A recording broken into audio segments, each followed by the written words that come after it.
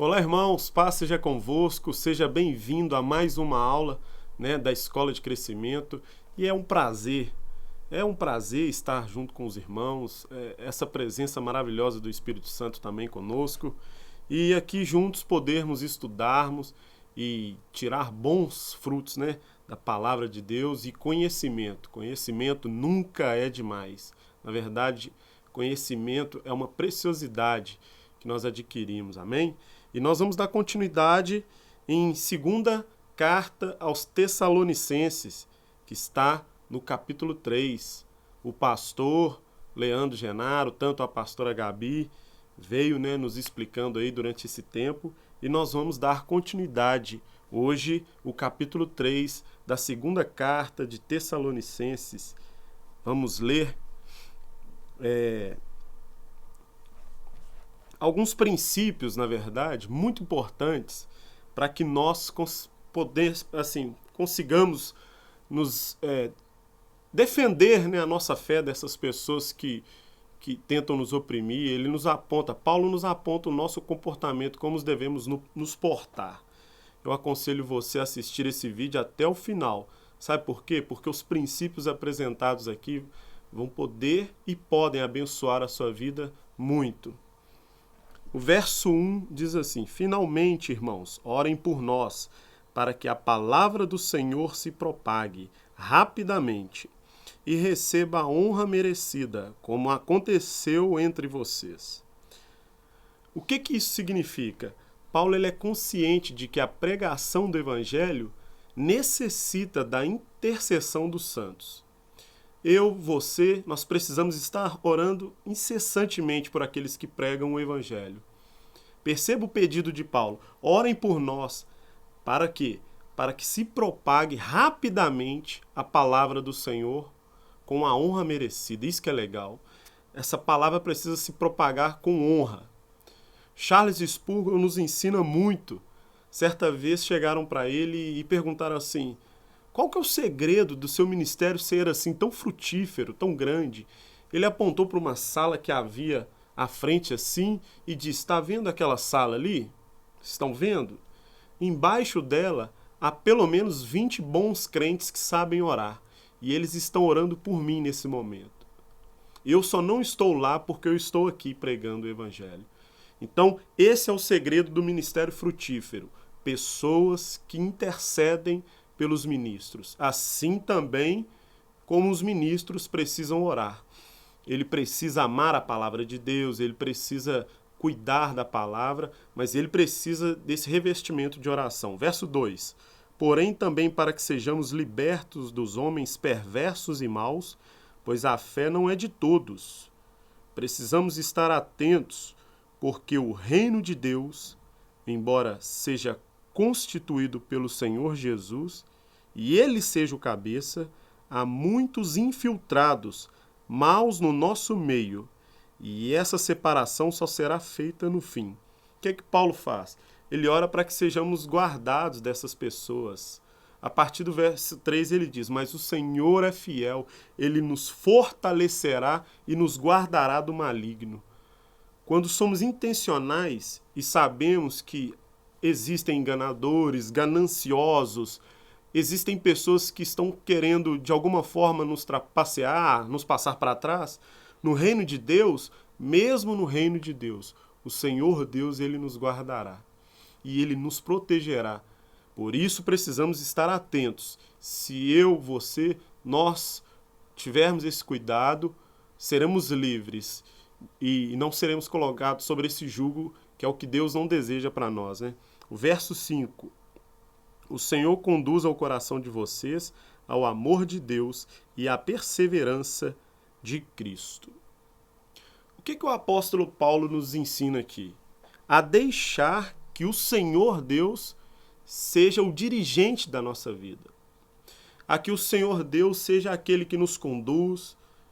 Se eu e você cultivarmos um coração sensível ao Senhor, guardado pelo Senhor, o Senhor Deus mesmo, ele nos guardará e nos livrará de todo engano, de toda malícia, daqueles que querem tirar proveito da nossa fé, daqueles que querem usurpar a nossa fé. eu e você precisamos estar atentos à direção do Espírito e à vontade do Senhor Jesus. Sabe por quê? Para que a nossa fé não seja objeto de uso entre outras pessoas, mas que ela seja consagrada de verdade ao Senhor Jesus. O verso 6, irmãos, em nome do Senhor Jesus Cristo, lhes ordeno que se afastem de todo irmão que vive ociosamente e não conforme a tradição que vocês receberam. Há muitas pessoas nos nossos dias que dizem que são vocacionadas, que dizem que foram chamadas, mas cuja chamada... Olha para você ver. Tem pessoas que usam, elas abusam da fé, né? Viram pedintes. Eu conheci alguns que, não, graças a Deus, não faz parte do nosso meio, mas são pedintes. Pessoas que ficam pedindo.